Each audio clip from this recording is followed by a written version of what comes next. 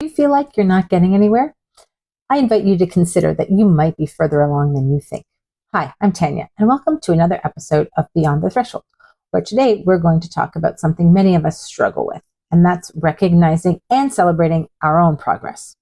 It's easy to feel stuck, but what if you've actually been making quiet strides all along? For example, when I was thinking about this episode, I had a feeling that was true of me, but I had to stop and think about an example that I might want to share. And that's when I realized, my goodness, I have really improved in setting boundaries and speaking my truth with people. But I hadn't even realized it until I stopped, took a pause, and looked back. And I realized that I was almost doing it without thinking because it was something that I had been quietly working on all along. And then it just sort of materialized without me necessarily noticing it when it finally arrived. It's hard to see our own progress because we are with ourselves all the time.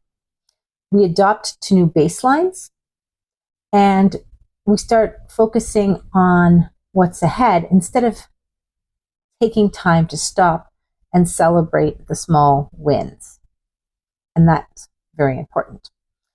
Society also loves an overnight success story. So we are often conditioned to think that success comes in these big waves. But even overnight success stories, how many of them were actually overnight? It was just overnight to us, most likely looking from the outside. But that person who had the hit song or who got the role in a big feature film had most likely been working at their craft slowly, small steps all the way along, and that's something that we didn't see. I think it might be helpful to reframe how we think about progress or what we deem to be progress. The only person that you should be in competition with is your past self. Sometimes our circumstances don't change or we don't have the power over our circumstances, but what we do have power over is our response to it.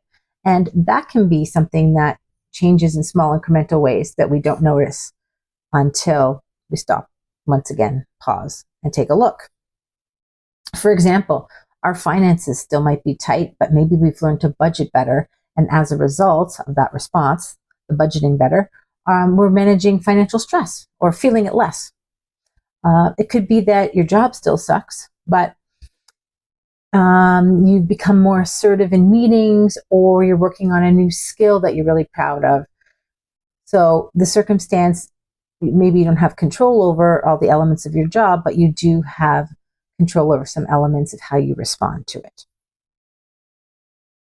I think it's important that we celebrate progress in one area, even if others are lagging. We're not always going to have progress at the same rate in all areas of our lives.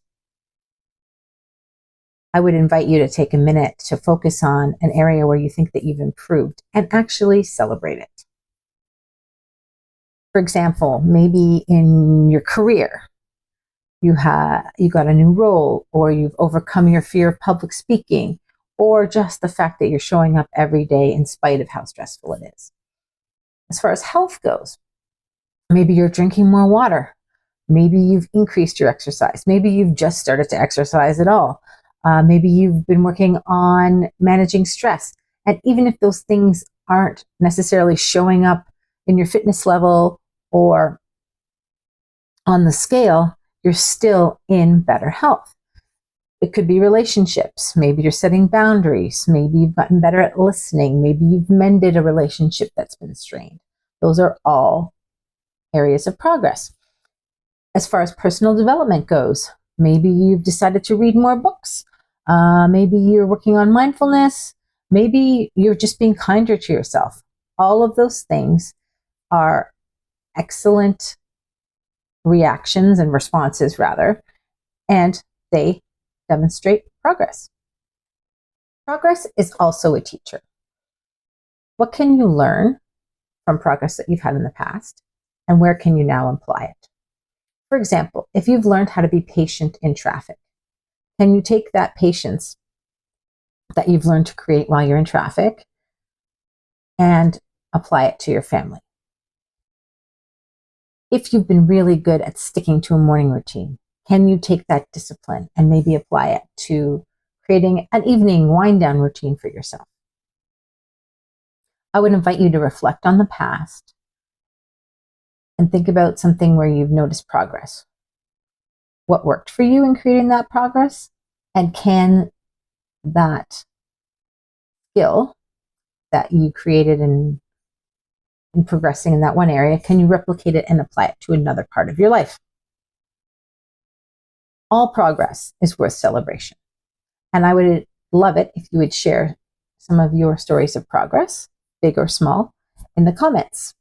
And remember, you're not the person that you were a year ago, and that's something we're celebrating. I'll see you next week beyond the threshold.